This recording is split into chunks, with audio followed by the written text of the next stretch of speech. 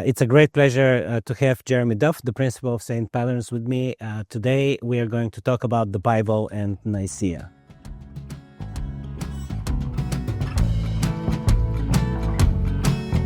Welcome to Horizons of Scripture, a biblical studies podcast with me, Charlie Hadjiev.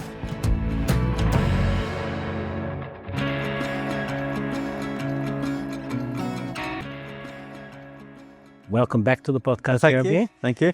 So Jeremy is the principal of St. Padarn's, and you are a New Testament scholar. That's right.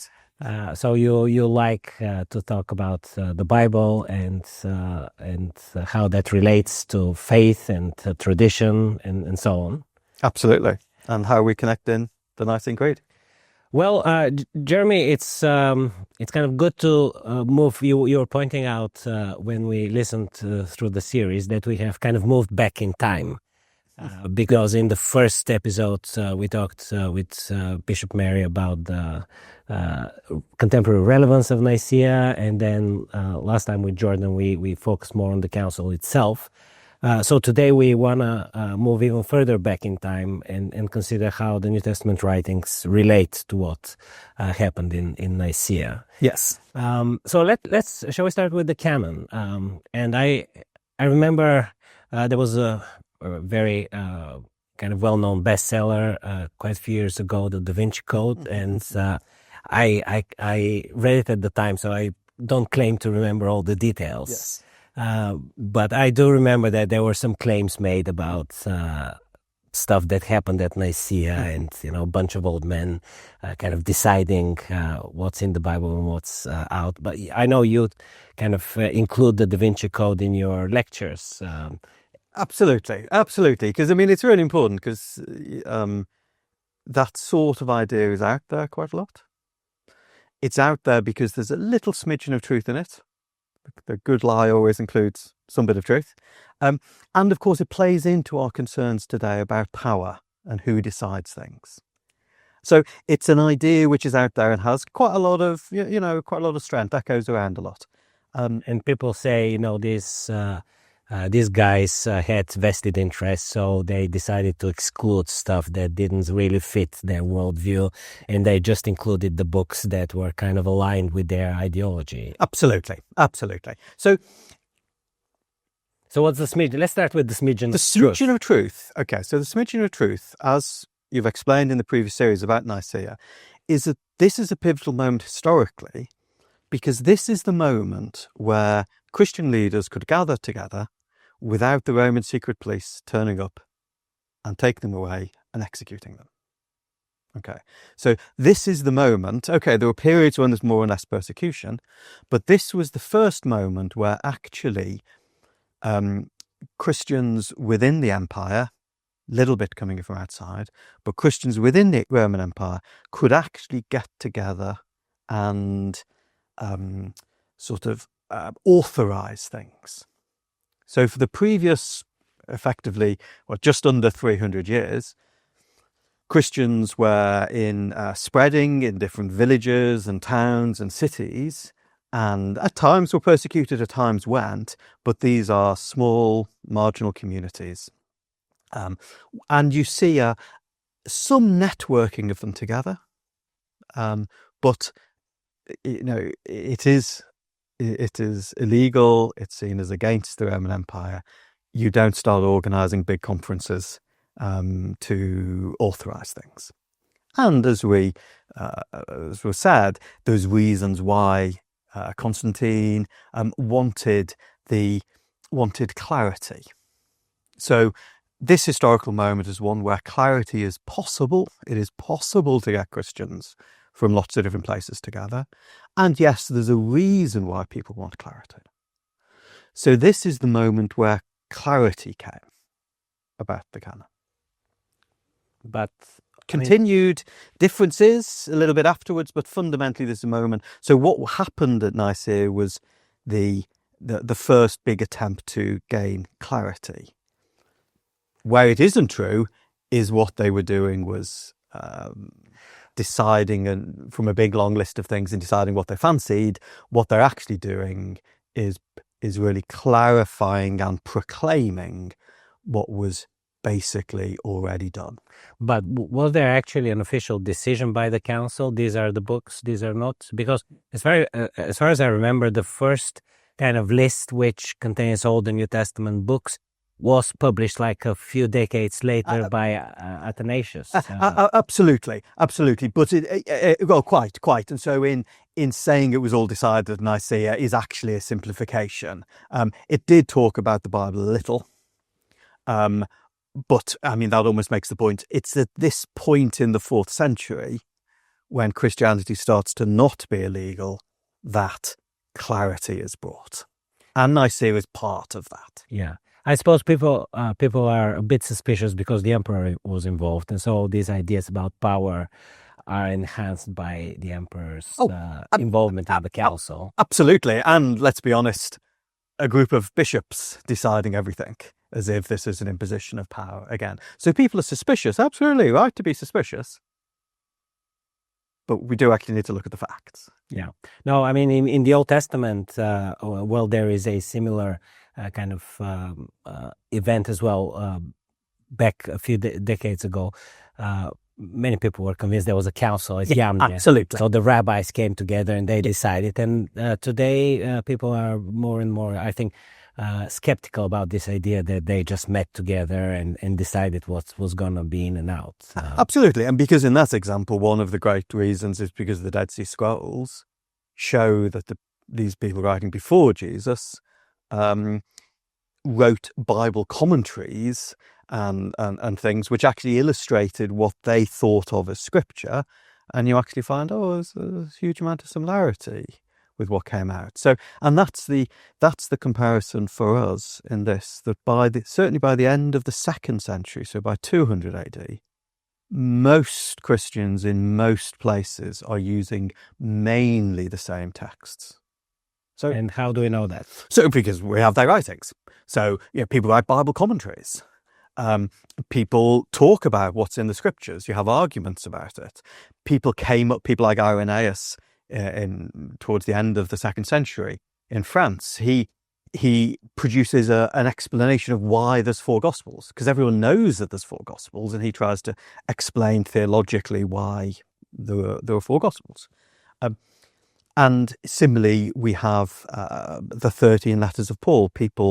There's one account of Christians being arrested in North Africa, I think, in 200 AD, and they raid the house and they find a chest with the letters of Paul in it. So you've got all these glimpses from the 2nd century and then into the 3rd century, and people are writing Bible commentaries, quoting the Bible in their letters, which illustrates that certainly the 4 Gospels, the letters of 13 letters of Paul, letter of Peter, letter of James, Hebrews, these are being used. Now, there are some differences.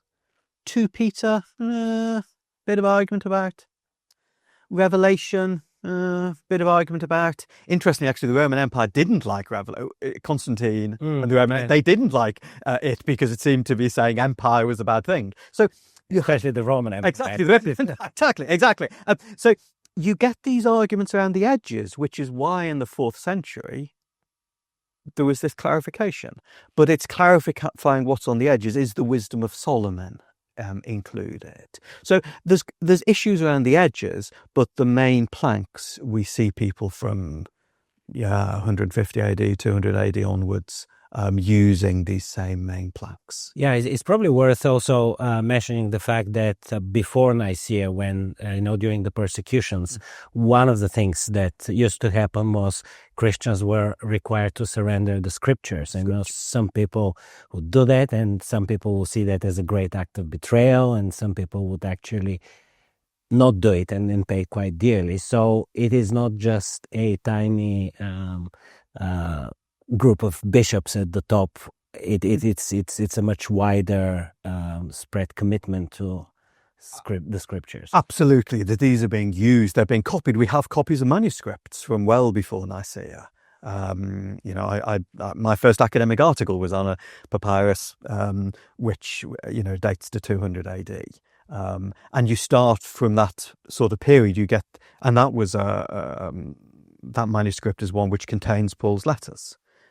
Similarly, for 175 AD and P75, you've got Luke and John being written into the same volume. So we've got lots of this beforehand.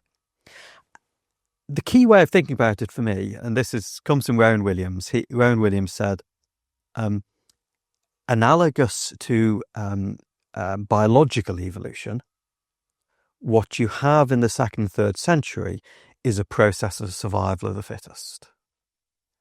And that the texts which nourish the church's faith were gradually over those centuries seen as the text through which God speaks, the scriptures. That's a very interesting analogy, yeah. And it's really important because old-fashioned views of creation thought, in order to have creation, somebody must have designed it and created it, God.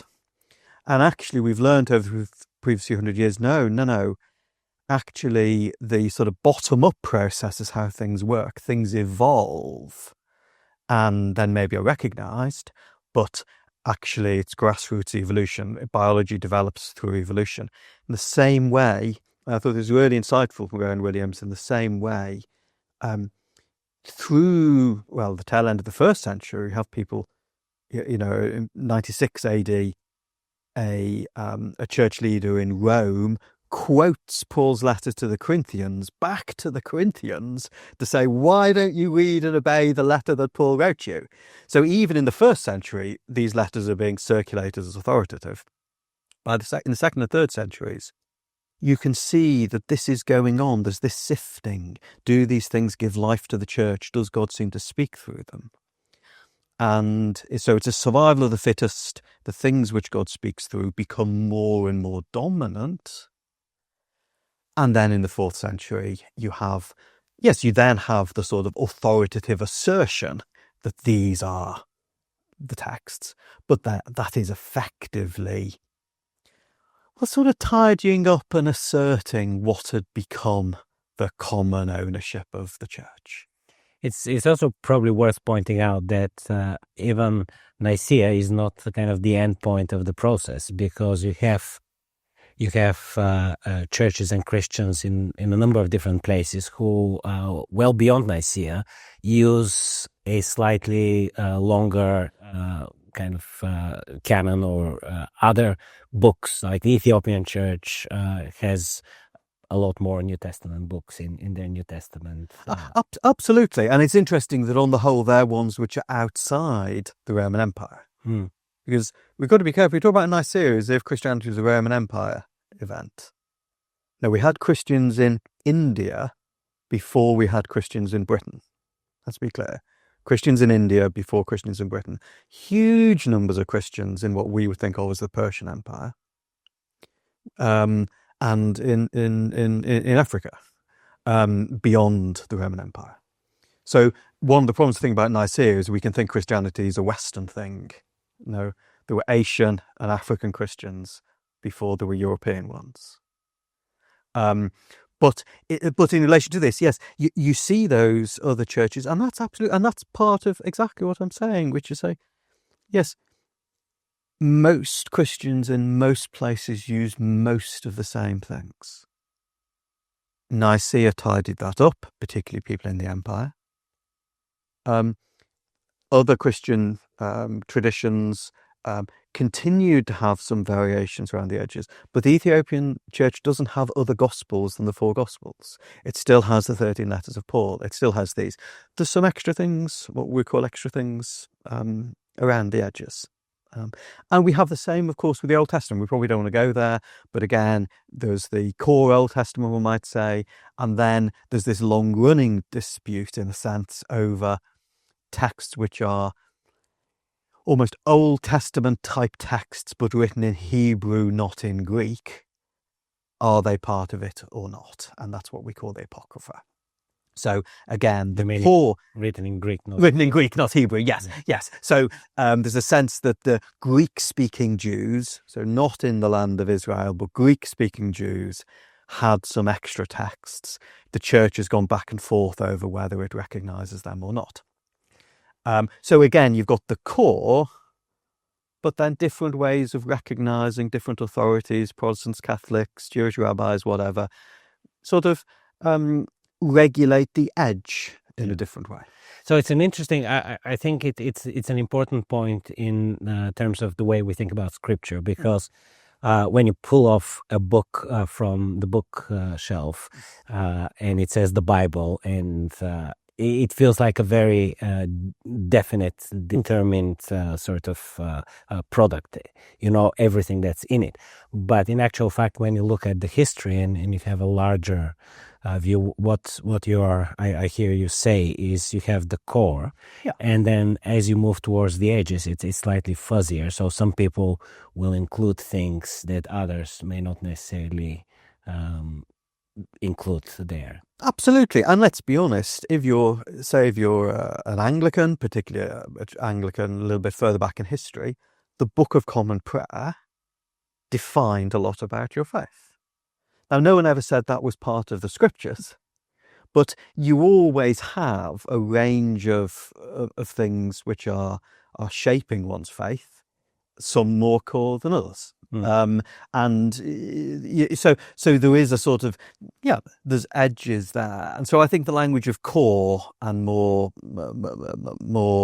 on the edge is a sort of honest way of describing. I mean, people talk quite often about the canon within the canon. And I think for some people that is problematic because they want to say, no, all of scripture is kind of equal. But I think you're right. It never is. I mean, Luther famously wanted to check out James from the New Testament because his canon within the canon was the letter to the Romans.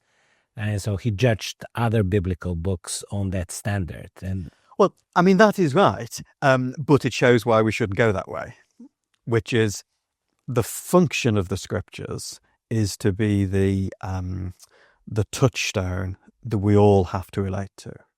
So church tradition is a living and changing thing, but all of your radicalism in the church has always been about going back to the scriptures.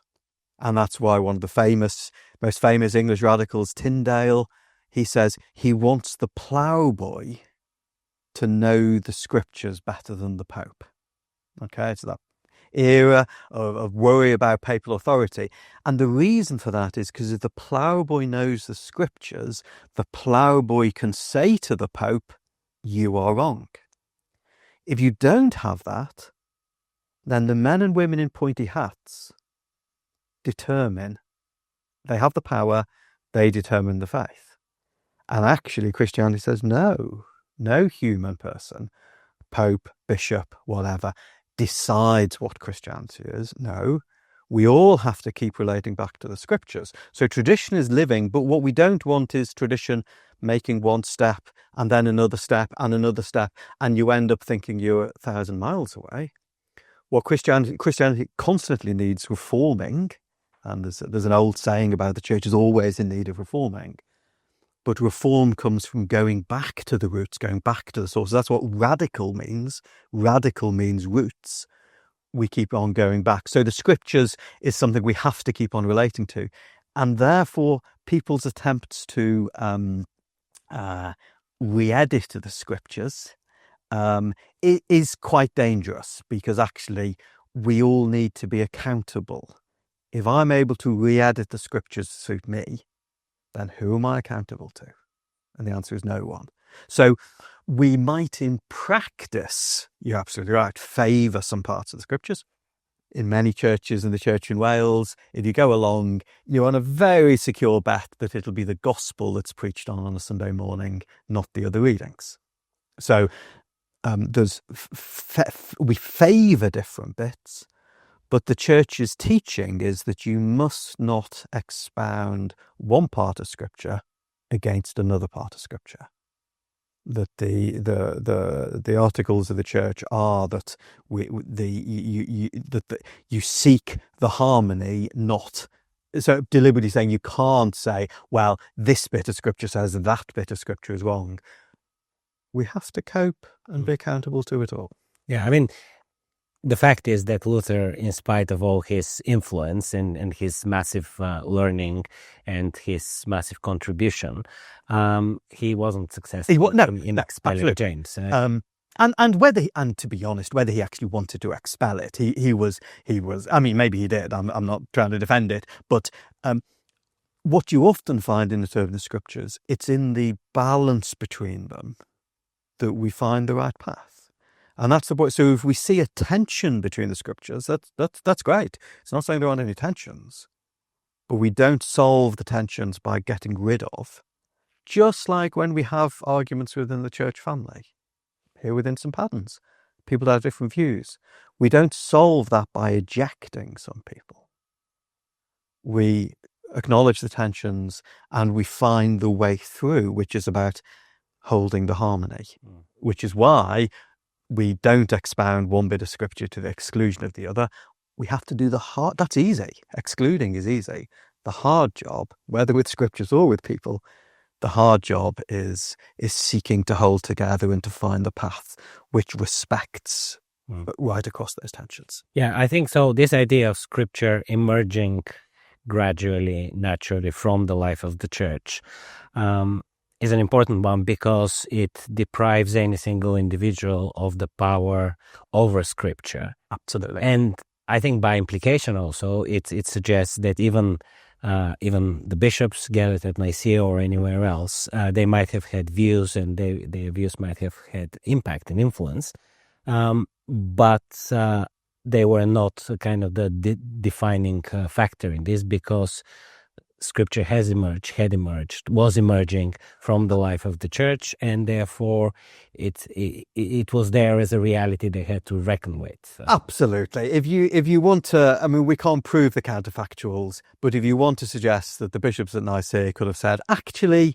let's not have Luke's gospel, it simply would not have worked. It would not have happened. They wouldn't have dreamt of it. They had been writing Bible commentaries for 100 years on Luke's gospel. It had been preached in the churches. The idea that they somehow had the power to suddenly remake it is sort of it's a fiction if you don't understand the history, really.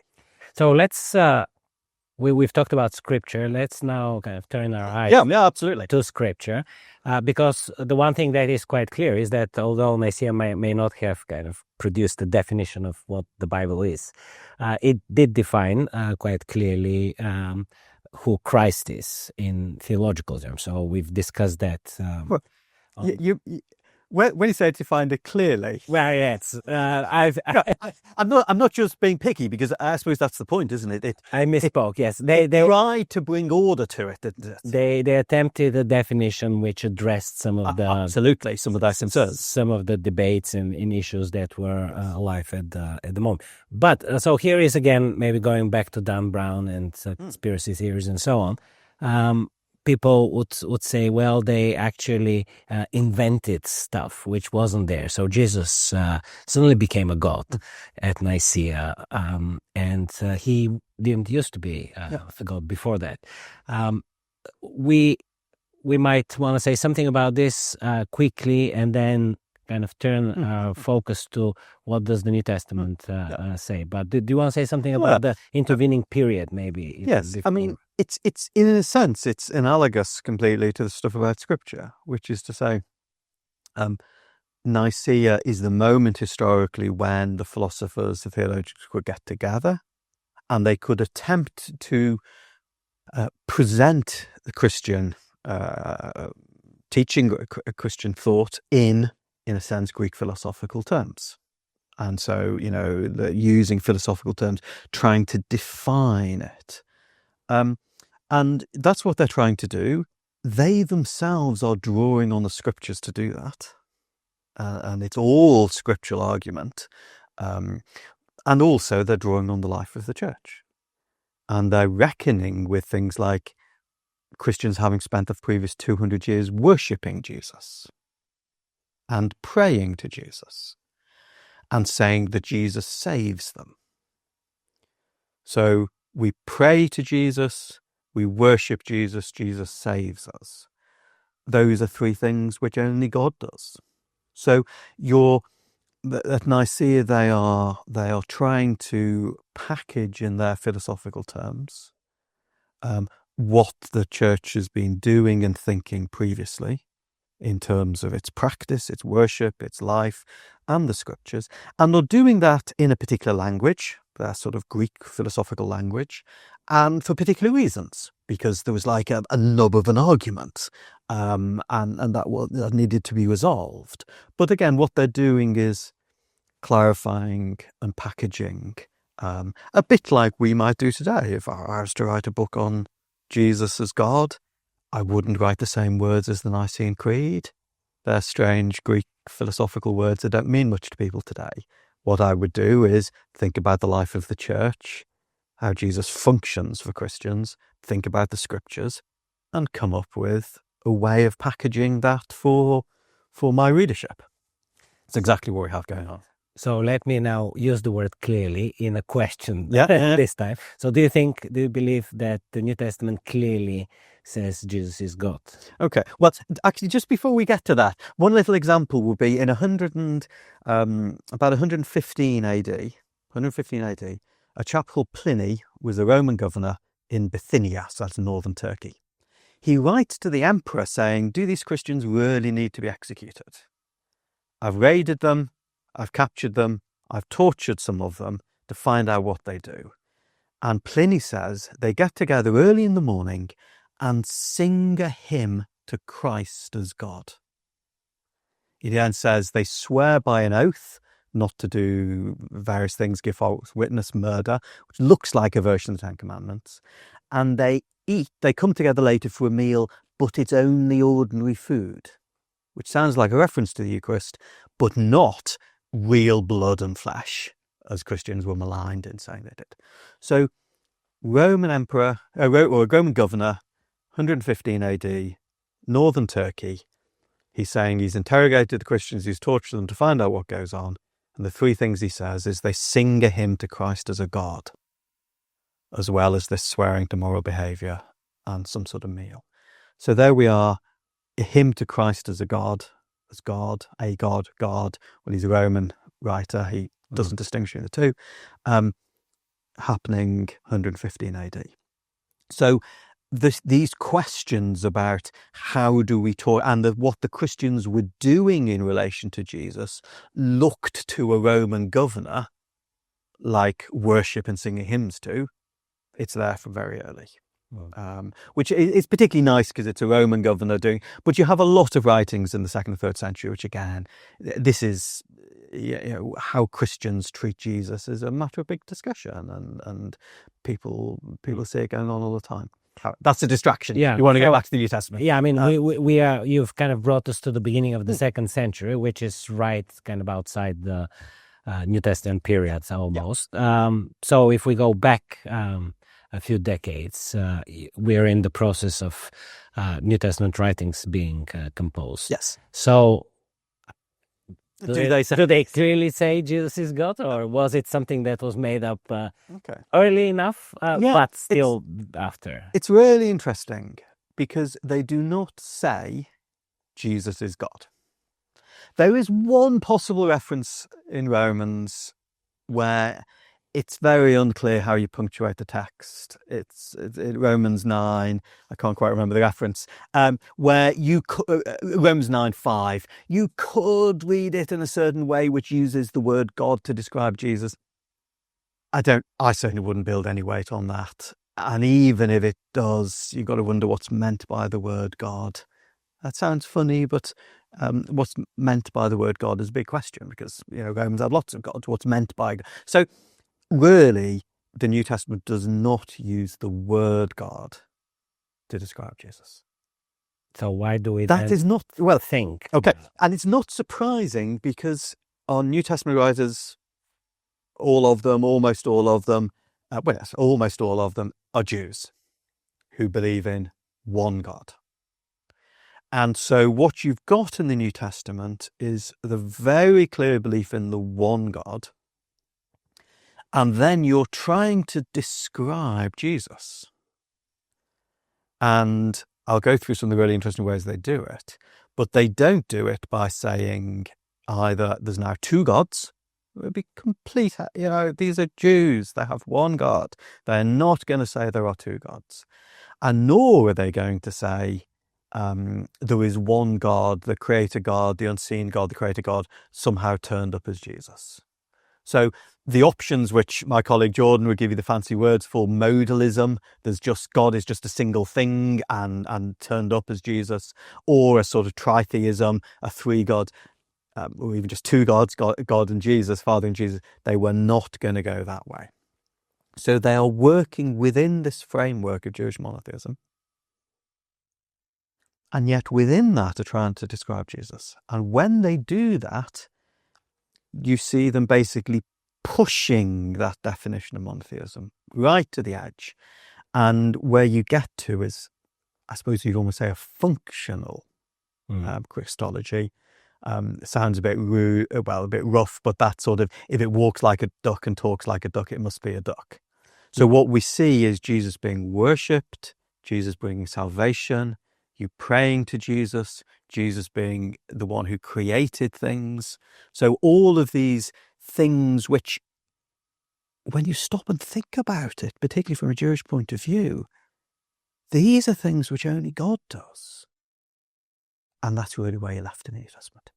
So what I hear you say is they were coping with a new reality, and they did not have the language maybe as yet to express it fully, but they were trying to find ways to convey that new reality, which is a conviction about the divine nature of Jesus, and try to find the language, if you like, right at the very start. Absolutely, because almost if you end up saying if Jesus becomes God for us, as in the one we worship and brings salvation to us, you then start thinking, well, hang on a minute, there's only one God. If Jesus is God for us, that sort of means he must be God, doesn't it? But that step of, oh, that must mean, is never made in the New Testament. So I mean, if I can give you an example, give us some examples. I suppose the thing that in the Book of Revelation, so Book of Revelation, very Jewish, so it's none of this. Oh, it was Greeks who decided Jesus was God. Book of Revelation, very, very Jewish. In chapter 4, we have this worship of the Father, the one who sits on the throne, for creation. You are worthy, O Lord our God, to receive glory and honor and praise, for you created all things by your will, they existed and were created. The next chapter, we're talking about Jesus, the crucified Lamb, and it says, worthy is the Lamb that was slaughtered to receive power and wealth and wisdom and might and honor and glory and blessing. So God, what we think of as God is praised in chapter 4 for creation, and then Jesus is praised in very similar language for salvation. And then the end of chapter 5, it says, I heard every creature in heaven, on earth, and under the earth, and in the sea, and all is in singing, to the one seated on the throne, and to the Lamb, be blessing, honor, and glory and might forever and ever and ever. So you've got a description of the one seated on the throne, the Creator God, being praised. Very similar language we have Jesus being praised for salvation. And then they're both put into the same spot. The one seated on the throne and the Lamb are worshipped and praised. So they're still distinguished, but then Christianity has never said they're the same. They're distinguished, but they're both receiving this worship and praise. It's interesting that you have Jesus, we have the Father and the Son. You don't have the Holy Spirit there. No, you don't. And you could accuse the New Testament of what sometimes scholars call binitarianism, two, rather than Trinitarian, two. The reason being that no one ever disputes that if you talk about God, you can talk about God's Spirit. That's not very clever. That's not disputable. Which is why the Nicene Creed as well will just say, and we believe in the Holy Spirit. The disputable bit, and you look at the creeds, the thing it really goes on about is Jesus. But another example, say in Philippians 2. Philippians 2 is a hymn. It talks about, or poetry, it talks about Jesus. And at the end, it talks about him starting off with, there's a bit of an argument, does it say equality with God is not something to be exploited and not something to be grasped. So, but there's this starting. It then says he became a slave. He emptied himself, became a slave to death. And then at the end, it says, God highly exalted him so that at the name of Jesus, every name should bow. So every knee should bend in heaven on earth, and every tongue confess that Jesus Christ is Lord to the glory of God the Father. So you think, okay, got all this praise of Jesus, but to the glory of God the Father. So not competing with God the Father, but you got all that. That sounds interesting, but it becomes more interesting when you know the Old Testament quote it's coming from. So Isaiah 45, verse 22-23, starts off with a real assertion of monotheism. Yahweh says, "Turn to me and be saved, all the ends of the earth. I am God and there is no other." You cannot get a stronger assertion of monotheism. There is no other. I am the one who brings salvation. And probably worth kind of, because you're talking about that bit, which is commonly called Deutero-Isaiah or Second Isaiah, which is usually placed in the Babylonian period, and very strong about idolatry. So you have these chapters and idolatry. You have mention of Babylonian gods who are not gods at all. So, that debate, is there one God or many, is central to those chapters in Isaiah. Absolutely. So, thank you for the context. It's central. This is a big assertion of monotheism. And what it says then is, to me, every knee shall bow, every tongue shall swear. So Paul is taking this assertion of monotheism from the heart of the Jewish tradition, the Jewish scriptures, and he's applying it to Jesus. No, I don't think that's an accident. And similarly, on salvation in Romans 10, verse 12-13, Paul is talking about Jesus, and almost in passing, he's talking about there's no distinction between Jew and Gentile. He says the same Lord is Lord of all. Okay, yeah, Jesus is the Lord for Jews and Gentiles alike. And then he says, "For everyone who calls upon the name of the Lord shall be saved." Okay, so we call upon the name of Jesus and we're saved. Okay, so Jesus brings salvation to us. But again, if you know your Old Testament, this is a quotation from Joel chapter 2, which again starts by saying, "You will know that I'm in Israel, that I am the Lord your God, and there is no other." So assertion of monotheism. And the next verse, or two verses later, says, "Everyone who calls upon the name of Yahweh will be saved." So again, Paul takes an Old Testament bit asserting monotheism, and the calling upon the name of the Lord is now swapped to calling on the name of Jesus. So in these sorts of ways, you see him sort of lining up Jesus in the sort of God's space. He brings salvation. He's worshipped. We can attribute to Jesus these Old Testament passages about monotheism. But he does not, I feel it's understandable, but whatever we think, he does not use the word God for Jesus. It's probably also worth pointing out the political dimension of all this, because so in Deutero-Isaiah, this debate between Yahweh and the gods, the Babylonian gods, is a debate about the identity of the exiles.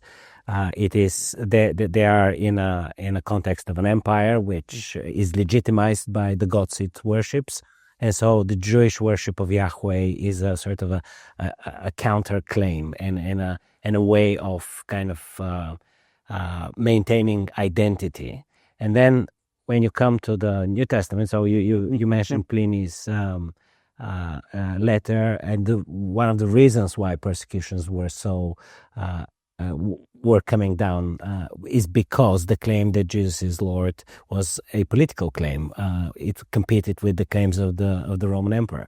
So this idea about the divinity of Jesus is more than just a nice theological idea. It has kind of real world implications, including political ones. Absolutely. And the letter of the Philippians, which is perhaps our earliest bit, which you really talk about Jesus, just talked about it in this divine honor given to Jesus at the end. Philippi was a Roman colony, so it was settled Roman soldiers. and this is the way the Romans sort of dominated the lands that they occupied. And so to this settled Roman, to this sort of Roman colony, Paul is writing to the Christians there, who are probably slaves and other sort of not Romans, other lower class people on the whole. There's always a mix. And he's saying, yes, Jesus was low. He was originally high, but he became low like you folks. And then God took the form of a slave. Took the form of a slave, yes, thank you. And even died, which you may have to do. But therefore God exalted him and gave him the name above all other names. Emperor, bah, small fry.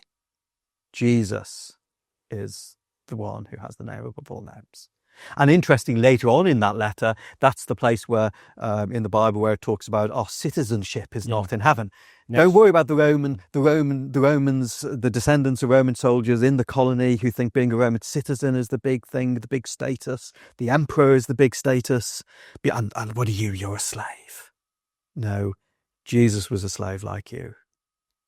And he is exalted higher than the emperor. So yeah, and there's been quite a lot of New Testament studies over the last sort of 40 years, this sort of understanding these imperial claims as being really important.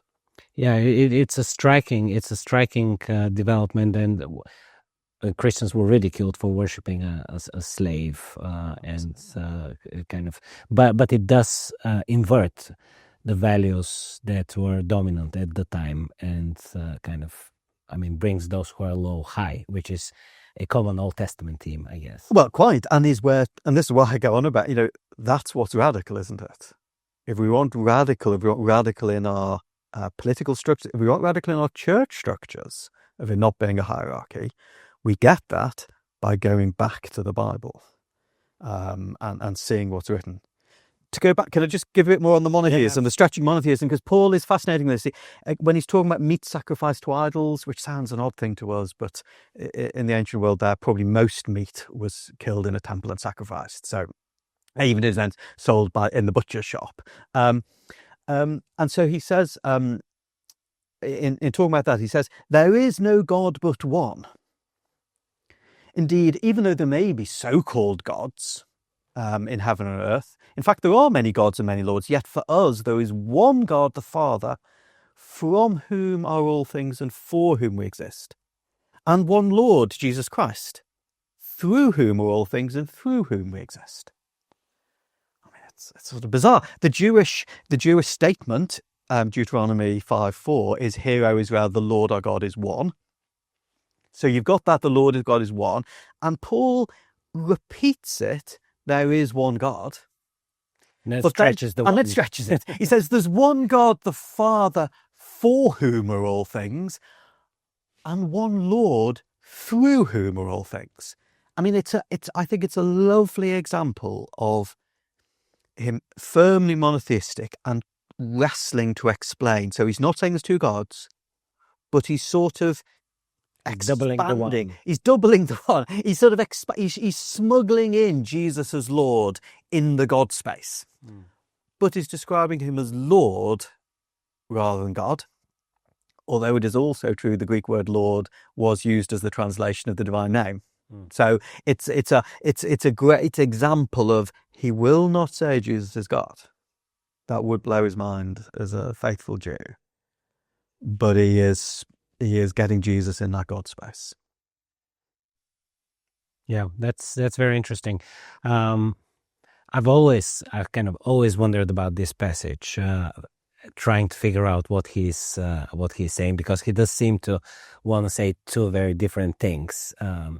And I suppose for me, in this conversation, the one quite helpful insight has been to actually think about it through the question of language. You are trying to find language for something that you cannot. That you can't. Absolutely. And a good example of that then is the letter to the Hebrews. So this isn't just Paul. The letter to the Hebrews, it says, in the past God has spoken through many prophets.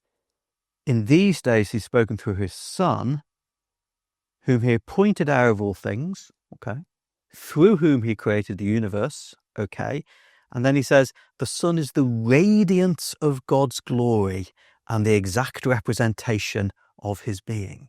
The radiance of his glory. What does that mean? I don't know. He didn't know. But it's God's glory was a way of talking about God. You know, if God's glory left the temple, God left the temple. So you've got, and then like we've got God's glory, and then Jesus is the radiance of God's glory. It's not quite saying he's God's glory, but it's like it's getting close to. And then the exact imprint of his being. The image is like of a dice stamp. If the library has something saying overdue, the librarian has the wooden thing saying overdue, and stamps the book. And what you get is what you get on the page where it says overdue is not the same thing as the stamp, but it exactly represents what was written on the stamp. So again, it's like it's trying to find images, trying to find language to express what they were experiencing. And that's the point. That's why it's not about people in pointy hats making decisions. This was the life of these Christians. They were praying, they were worshipping, they were feeling they were being saved by Jesus. And they're trying to find language to express it. But all within a monotheistic framework. That's why Christianity never went in the multiple gods. Yes, you can see how this, I mean, you have the rudimentary ideas there, but you need, and you could take them in different directions. So you need to kind of think about those ideas and explicate them to make their meaning apparent or explicit. Absolutely, and that's what certainly within Anglicanism, the traditional phrase is, that the faith is revealed in the Holy Scriptures and set forth in the Catholic creeds. Revealed in the Scriptures, set forth in the creeds. It's an interesting attempt to say these are not the same. The faith is revealed in the Scriptures. Nothing that's the faith is not in the Scriptures. You can't insist on the faith for anything that isn't in the Scriptures. But the set forth in the creeds is quite a clever way of putting it, to say, but it's sort of made clear and easily recognisable in the creeds. It's formulated in the creeds. You can't stand up in church every day and recite the whole of the Bible, can you? But you could recite the creed. So they're not the same. And that's why the question of does the Nicene Creed set forth what's in the Scriptures, or does it add or change, is a really important question. My students write essays on that in some Padarns, because that's the question. What do the Scriptures say? Is the creeds a sort of a fair representation once you're simplifying and packaging and harmonising, or is it not? So you've done all their work for them now with this podcast. If they've got the wisdom to listen to the all podcast, they need to do is listen. That's right. And then, that's right. They're all set. And I suppose the other thing which we haven't mentioned is creation. I mean, this is the other big thing where, although in Revelation, it's interesting, in Revelation, creation is seen as the Father and Jesus does salvation. In other texts, particularly in Colossians, Paul writing Colossians, and in John's Gospel, Jesus is seen as the one who is at work in creation, who creates. So Colossians 1:15 says he's the image of the invisible God, the firstborn of all creation. In him all things in heaven and on earth were created. And John, the famous bit, talks about the beginning was the Word. Through him all things were made. And so the Christians, and this is different, John and Paul give this role of creation to Jesus, as if he's the sort of the agent, the worker, the thing somehow brings about. Jesus is how God brings about creation. Which is, it's very clever, isn't it? It's sticking with our Old Testament God created, but then you're saying, if you look at it in more detail, you see a bit more about how God created. We're not challenging God created, but we see that there's a bit more going on there. But at a very simple level, if Jesus creates was the agent in creation, then he clearly existed before he was born of Mary. So that's another plank of, is Jesus just a man, just a good teacher, maybe even a man who was then exalted by God, adoptionism. Well, if he was at work in creation, he clearly existed before Mary. Although I suppose that doesn't really address the Arian thesis, which Arius suggested, yes, he was instrumental in creation, but he was just like the firstborn of all creation. So he's born before everybody else, and then he's got sort of an intermediate status between God and creation. Absolutely. And that's, it really fits. And it's important to see that. Lots of students, when they study this, actually think, oh, Arius seems right. And that's, he isn't. But it's worth us thinking about this. If people are trying to say, oh, didn't the Council of Nicea, didn't they decide to make Jesus God? No, what we're saying is the big argument there was between two viewpoints which many of us, when you look at, you think is a bit of a technicality. No one was coming along to Nicea and saying, oh yeah, Jesus was a good teacher. No one's saying that. Because for the previous 200 years, Christians have been worshipping Jesus, have been praying to Jesus, and received salvation through Jesus. Both Arius and those opposing him, Alexander and others, were interpreting the same scriptures. Because it's worth noticing that Arius doesn't appeal to other scriptural texts. If it was true that there wasn't a canon of the Bible by that point, then there'd be something different sects. Arius would be saying, but the letter of Barnabas says this, the Gospel of Thomas. They don't, because they're all in agreement. They all know what texts are the core. They all know that Jesus has this highly exalted status far more than a human being.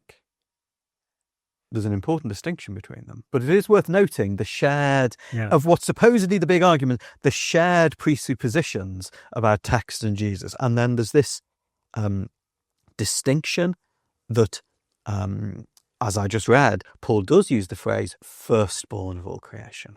So my question would be, you've pointed out worship, creation, salvation, and so on. And the need to kind of find the language to grapple with this new reality. But Alexander and Arius took those same texts in two different ways. Yeah. So, is it possible that Arius was the better exegete and he simply didn't have the political muscle to make sure that his exegesis was accepted? What would you say to that? Well, it's certainly an interesting hypothesis, isn't it? I'm not sure. It's not that I'm arguing that, but no. But it's an interesting hypothesis. But as was quoted in the previous podcast, the emperor wrote to both sides saying, "Sort your lives out and find a compromise." So the idea that somehow the politics was all with Arius's opponents, I don't think is true. There was political pressure to sort it out, but I'm not sure it lines up. The political pressure was all one way. I think what you get to in the end, it is this point of, is Jesus part of God? Is he in the God space? Or in the creature space, the created thing space? And the reason why I think the only way you can go is the way that the Church did in the Nicene Creed is because of statements like Jesus is the visible image of the invisible God. And in John's Gospel it says, no one has seen God except the Son. Because something I create does not fully reflect me. What I create will partially reflect me. It will say something about me. But anything I create is not a perfect representation of me. It doesn't fully represent me fully. You can create a statue of yourself. I can create a statue, but equally, if I write a book, people can see it reveals things about me. You learn about Jeremy through it, but there'd be lots of things about me you wouldn't learn through it. So what we create reflects a part of us, and the pressure in the end from the New Testament is that no, but Jesus fully reflects God. He is the exact imprint of God's being. He is the visible face of the invisible God. Immediately after that, it says, in him all the fullness of God was pleased to dwell. And so the issue with Arius in that sense is if you say Jesus is created, he does not fully represent God.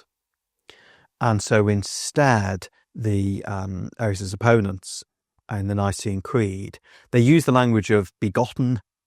Well, they don't use the language, they use Greek words, but it now comes through in English as begotten, which sounds very troubling in your mouth.